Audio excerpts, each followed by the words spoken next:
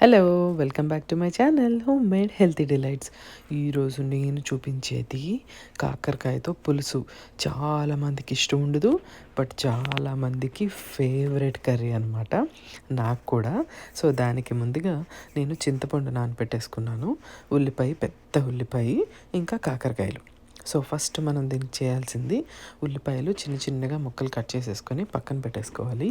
కాకరకాయలకి కొంచెమే పైన చక్కగా తొక్క తీసేసుకొని మంచిగా చెక్కేసుకొని చక్రాల్లాగా సన్న సన్నగా కోసేసుకొని మంచిగా పక్కన పెట్టేసుకోవాలి. తర్వాత మనము డైరెక్ట్గా గిన్నె తీసేసుకుంటాము. గిన్నె తీసేసుకొని మనం ఎన్నైతే కాకరకాయ ముక్కలు వేయాలని అనుకుంటున్నామో అన్నీ వేసేసి దాంట్లో చక్కగా మనం కట్ చేసి పెట్టుకున్నాం కదా, చిన్న చిన్నగా చాప్ చేసుకున్నవి. చిన్న చిన్నగానే కాదు, మనం రఫ్గా కూడా చాప్ చేసుకోవచ్చు, పెద్ద ప్రాబ్లం ఏం లేదు. సో అవి కూడా ఈ కాకరకాయలతో పాటు కలిపేసి గిన్నెలో వేసేసుకుంటాం. వేసేసుకున్న తర్వాత మనకి దీంట్లో కొంచెం బాగా ఎక్కువ బెల్లమే పడుతుంది. ఎక్కువ వేస్తే బాగుంటుంది. చేదు వద్దు అనుకున్న వాళ్ళు ఉంటారు కదా, అలాంటి వాళ్ళు ఎక్కువ వేసుకుంటారు. దాంతోపాటు ముందే అన్నీ వేసేయాలి. పసుపు, ఈ కూరకంతటికి సరిపడా కారము, చక్కగా దీనికి సరిపడా ఉప్పు అన్నీ ముందే వేసేసుకుంటే, ఉప్పు, కారము, చింతపండు పులుసు, బెల్లము అన్నీ ముందే వేసుకుంటే అది అలా ఉడుకుతూ ఉంటే స్లోగా చాలా టేస్ట్ అనమాట. అందుకే ముందే అన్నీ ఉప్పు, కారం, పసుపు, బెల్లము, చింతపండు పేస్ట్ ఉంటే చింతపండు పేస్ట్ వేసుకోండి. లేదు అనుకుంటే నేను ఎంత తీసుకున్నానంటే చిన్న నిమ్మకాయ కాదు కానీ కొంచెం పెద్దది తీసుకొని చక్కగా నానబెట్టేసుకొని నేను ఎప్పుడు ఇలా ఫిల్టర్ చేసుకుంటాను. అప్పుడైతే కొంచెం కూడా మనకి కిందకి చెత్త కొంచెం తొక్కులాగా అట్లా ఏమీ రాదు. అందుకని నేను ఈ పని చేస్తాను. ఇవన్నీ చేసేసుకున్నాక దీనికి సరిపడా మీకు సరిపోలేదు అనుకుంటే నీళ్లు పోసుకొని స్టవ్ ఆన్ చేసేసుకోవాలి. స్టవ్ ఆన్ చేసేసుకొని ఇది ఎప్పుడు మీడియం నుంచి లో ఫ్లేమ్ మీద దీన్ని అలా కాసేపు వదిలేసి మంచిగా లో మీద బాగా మరగనివ్వాలి.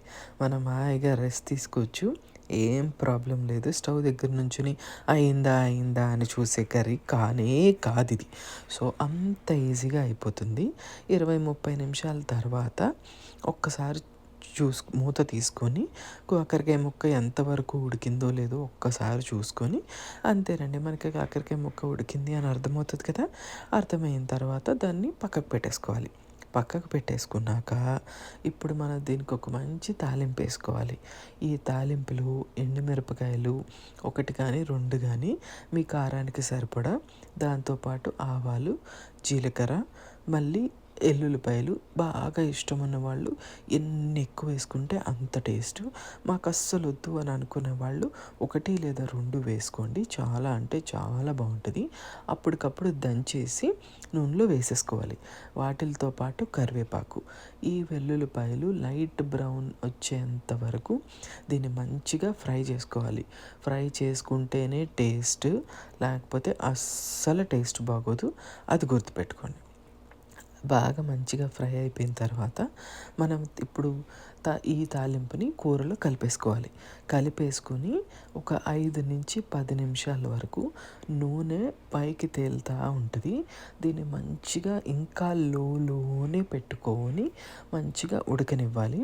ఉడికిపోతుంది. ఉడికిపోయిన తర్వాత స్విచ్ ఆఫ్ చేసేసుకోండి. స్టవ్ స్విచ్ ఆఫ్ చేసేసుకుంటే మన కాకరకాయ పులుసు రెడీ అయిపోతుంది.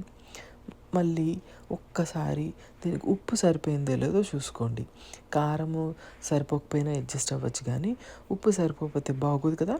అందుకని ఒక్కసారి ఉప్పు సరిపోయిందో లేదో చూసుకొని అడ్జస్ట్ చేసుకొని స్టవ్ కట్టేసుకోండి.